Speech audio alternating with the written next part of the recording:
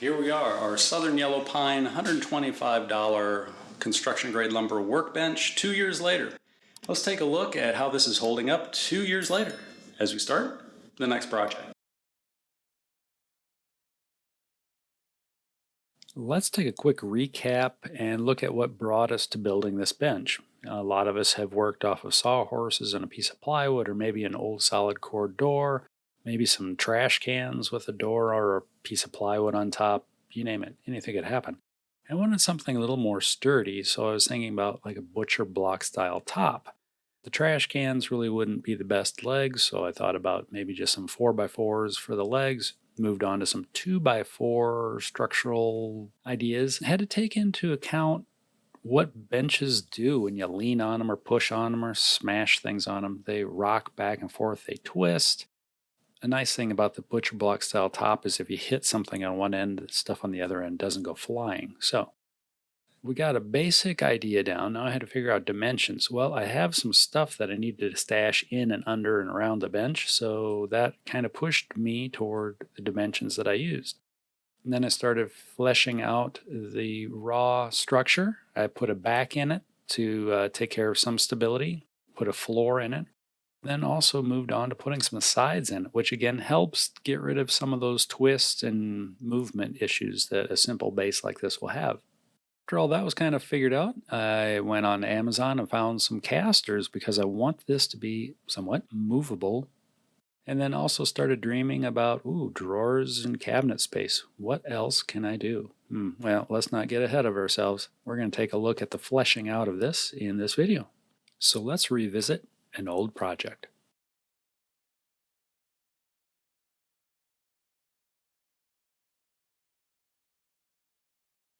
So the bench currently looks like this. Still has the original 2x4 butcher block top on it, which is Southern Yellow Pine. I have added a metal vise to one end, which can be removed. It just has 3 bolts that go down into some T-nuts that are on the bottom of the bench. Has a face vise mounted on the other end, drawers, cabinet doors, a few bolts sticking out of the end. I've also taken and added some threaded inserts into the face of the bench top, where I had originally run the threaded rod through to clamp the top together. So a lot of little things have been done. Here we're taking a look at the drawers. These are scratch-built full-length extension slides that I purchased from Amazon also.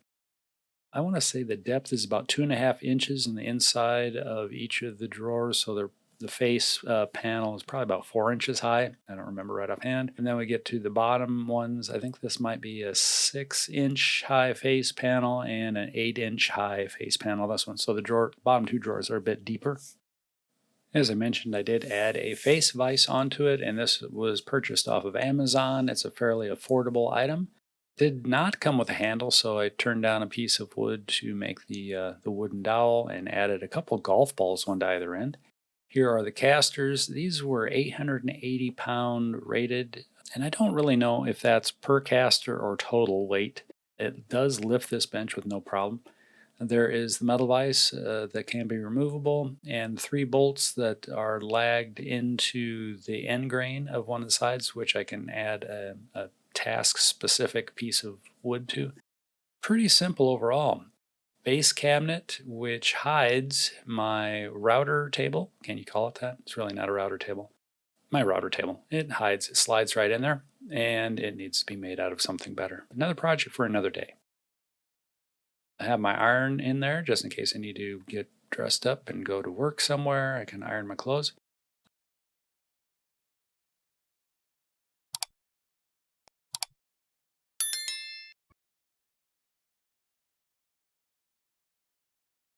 The good, the bad, and the ugly. Well, this is pretty easy. The good is I'm very, very pleased with the way this bench turned out. I would change the design ever so slightly, probably in a few places. The bad would probably be my choice with a handful of pieces of lumber used in the top butcher block area. I should have been a little more selective and picked more tight grain lumber for just a handful of pieces across the top. There has been no issues, but The tighter grained lumber, the southern yellow pine, is much harder with that tighter grain than the wider loose grain pieces. So that's a takeaway for you. The ugly, just laziness on my part, not coming back a year or so after I put it together to resurface the top and get the top all sealed up. Some of the comments over the last couple of years, the bulk of them revolve around clamping. Some people thought the threaded rod clamping system is pretty clever, and I agree. I did not invent this. I've saw it other places and I used it, and it's great. They're very affordable, and especially since I have reused and repurposed 90% of the threaded rod that I purchased for clamping.